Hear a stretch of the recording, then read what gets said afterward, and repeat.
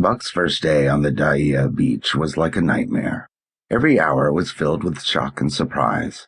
He had been suddenly jerked from the heart of civilization and flung into the heart of things primordial. No lazy, sun-kissed life was this, with nothing to do but loaf and be bored. Here was neither peace, nor rest, nor a moment's safety. All was confusion and action, and every moment life and limb were in peril. There was imperative need to be constantly alert, for these dogs and men were not town dogs and men. They were savages, all of them, who knew no law but the law of club and fang. He had never seen dogs fight as these wolfish creatures fought, and his first experience taught him an unforgettable lesson. It is true, it was a vicarious experience, else he would not have lived to profit by it. Curly was the victim. They were camped near the log store, where she, in her friendly way, made advances to a husky dog the size of a full-grown wolf, though not half so large as she. There was no warning, only a leap in like a flash, a metallic clip of the teeth, a leap out equally swift, and Curly's face was ripped open from eye to jaw. It was the wolf manner of fighting, to strike and leap away, but there was more to it than this. 30 or 40 huskies ran to the spot and surrounded the combatants in an intent and silent circle. Buck did not comprehend that silent intentness, nor the eager way with which they were licking their chops. Curly rushed her antagonist, who struck again and leaped aside. He met her next rush with his chest in a peculiar fashion that tumbled her off her feet. She never regained them. This was what the onlooking huskies had waited for.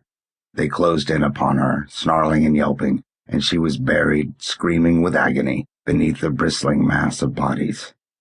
So sudden was it and so unexpected that Buck was taken aback. He saw Spitz run out his scarlet tongue in a way he had of laughing, and he saw Francois, swinging an axe, spring into the mess of dogs.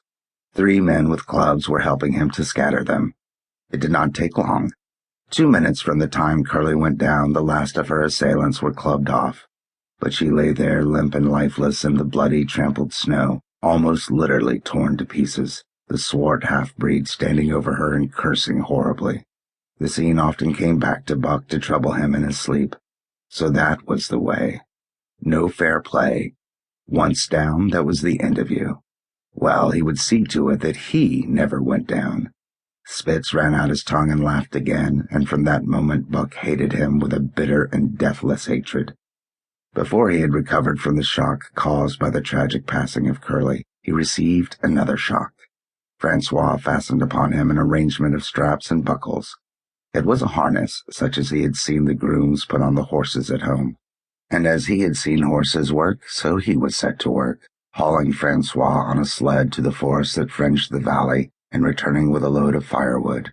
Though his dignity was sorely hurt by thus being made a draught animal, he was too wise to rebel.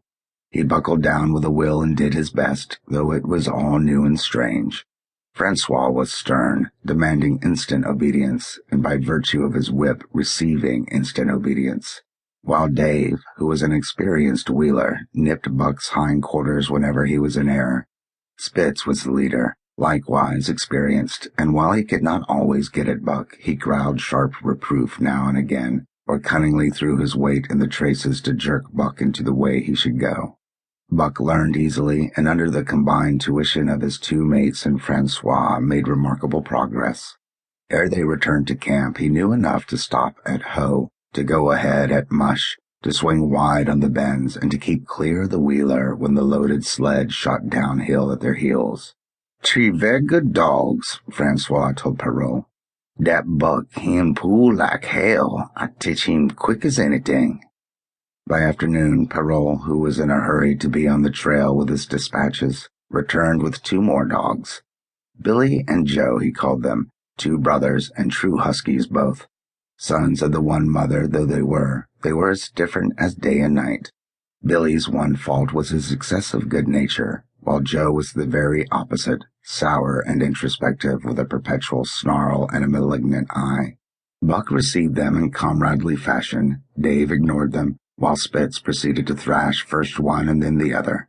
Billy wagged his tail appeasingly, turned to run when he saw that appeasement was of no avail, and cried, still appeasingly, when Spitz's sharp teeth scored his flank. To keep listening to this audiobook, I've left you a link in the description so you can do it, at no cost thanks to Audible's 30-day free trial.